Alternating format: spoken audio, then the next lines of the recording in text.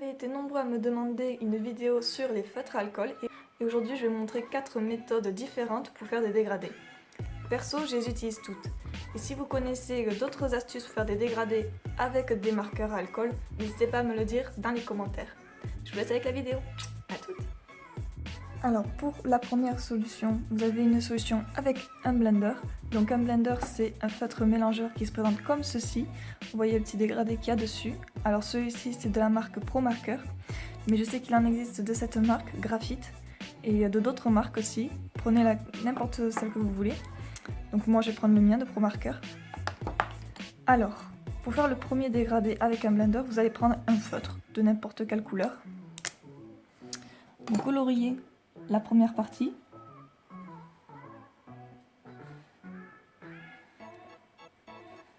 Toujours dans le même sens, doucement, mais en même temps sans s'arrêter. Hop, une fois que c'est fait, vous prenez de suite votre blender, vous allez travailler le bord pour l'atténuer. Vous allez le travailler plusieurs fois pendant longtemps avant qu'il ne sèche. Puis vous allez travailler d'en arrière, en avant, pour pas qu'il y ait de démarcation.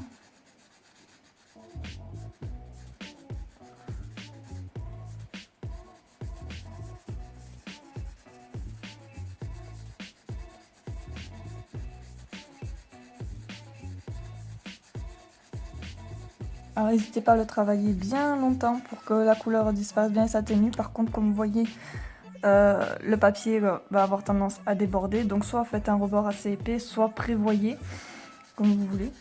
C'est pour ça que j'utilise pas trop cette méthode moi personnellement, parce qu'elle marche bien certes, mais il faut savoir la maîtriser, sachant que j'ai quand même du papier spécialement pour ProMarker, du papier de la Hourte. Et du coup, vous voyez que un léger dégradé s'est fait comparé à si j'ai pas mélangé. Voilà. Donc ça, c'est pour la solution première avec un blender. Ensuite, solution numéro 2 avec un blender. Donc pareil, vous prenez votre feutre. Alors, là, je prends le rouge, pareil, pour faire le même exemple, votre feutre de couleur. Vous le mettez à la verticale, pas à l'horizontale, à la verticale, et toujours le feutre de couleur en bas, la pointe que vous allez utiliser vers le haut, débouchonnez. Prenez votre blender, pareil, vous débouchonnez. Alors ça, c'est une technique qu'une autre marque de feutre, dont je ne citerai pas le nom, propose de faire ce genre de dégradé avec un feutre et un blender. Alors, vous prenez votre feutre de couleur, vous le mettez à la verticale, le blender, mine contre mine, bien droit. Surtout, essayez de ne pas mettre sur les côtés ou quoi que ce soit, sinon vous allez abîmer votre blender. Hop.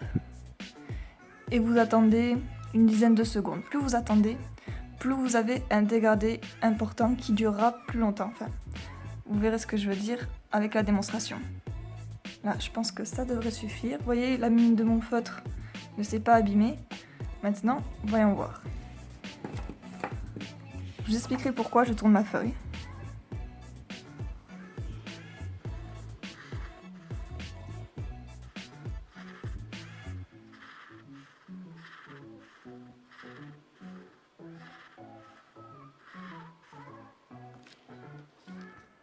Hop, je viens corriger un petit peu mon début.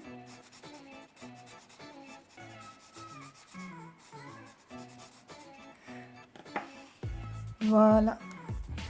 Bon, je vois que je suis pas restée suffisamment mine contre mine, puisque le dégradé est vraiment tout petit. Moi, c'est la technique que j'utilise le plus souvent, c'est celle-ci. Je vais essayer de faire un peu plus proprement. Alors l'erreur que j'ai faite, c'est que j'ai trop penché mon stylo. C'est pour ça que j'ai tourné la feuille. C'est pour bien maintenir mon stylo vers le haut. Et je vais essayer de refaire un peu plus proprement. C'est le côté cette fois-ci.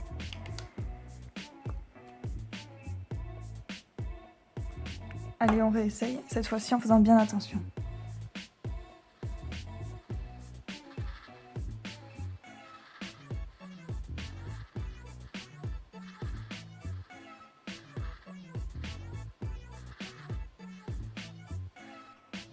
Et voilà. Après, je peux toujours un petit peu venir retoucher le bord là avec mon blender pour bien mélanger, bien fondre les couleurs. Et voilà. Donc cette technique, c'est celle que j'utilise le plus souvent pour faire mes dégradés. C'est la plus simple, je trouve, celle que je maîtrise le mieux. Ça m'évite vraiment de baver sur les côtés, comme vous voyez. Voilà. La technique que je vais vous faire faire, c'est avec 3 feutres. Donc vous choisissez un camailleux de 3 feutres. Donc là, j'ai choisi le rose antique de chez Pro Marker, le rouge berry de chez Pro Marker et le bourgogne, pareil, de chez Pro Marker. Donc du coup, là, c'est ça pour moi un camailleux, c'est-à-dire du plus clair au plus foncé. Alors, le feutre le plus foncé, on va l'appeler le feutre 1. Le feutre de couleur moyen, on va l'appeler le feutre 2. Et le feutre plus clair, on va l'appeler le feutre 3. Donc, vous prenez votre feutre le plus foncé, le feutre 1. Vous coloriez la première partie.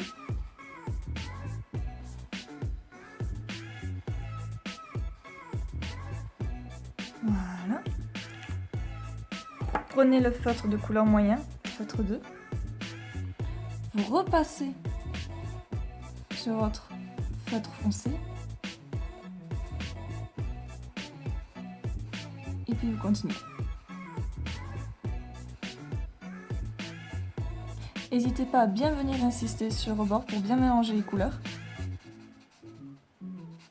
Comme si je travaillais avec mon blender, je vais venir mélanger les couleurs. Voilà. Puis, le feutre numéro 3, le plus clair. Pareil, je pars du fond. Comme ça, il va revenir mélanger les couleurs. Je vais sur le feutre 2. Et enfin, je déborde dans ma couleur.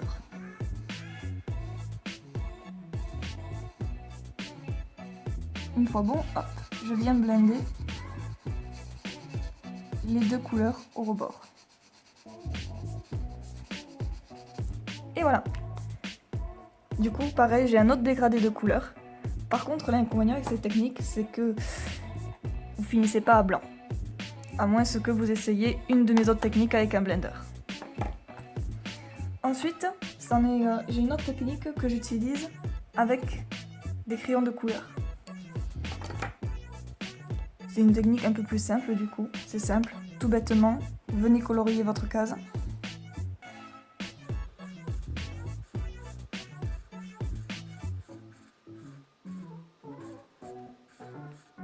Je vous conseille d'ailleurs de toujours colorier dans le même sens.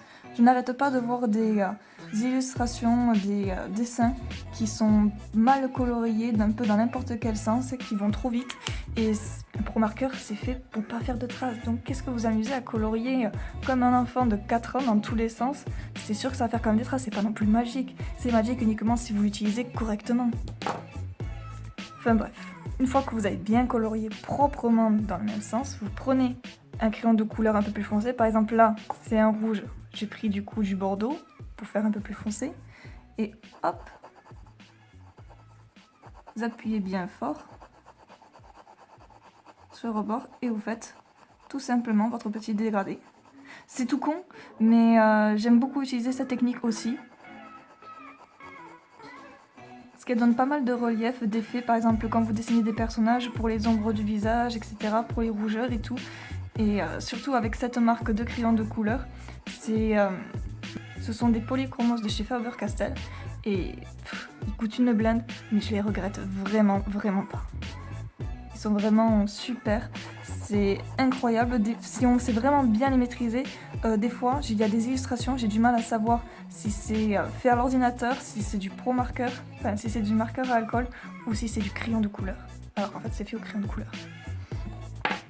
Pareil, même technique.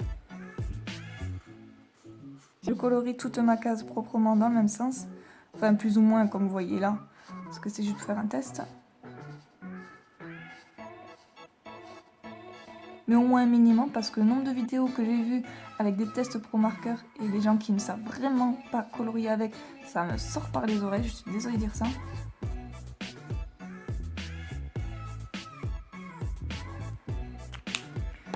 Même chose, alors soit vous prenez un crayon de couleur noire, ou alors vous prenez un crayon à papier bien gras, par exemple du 6B, pour faire votre dégradé. Moi je prends mon crayon de couleur noire, et pareil, vous appuyez bien au fond, et vous faites tout simplement votre dégradé.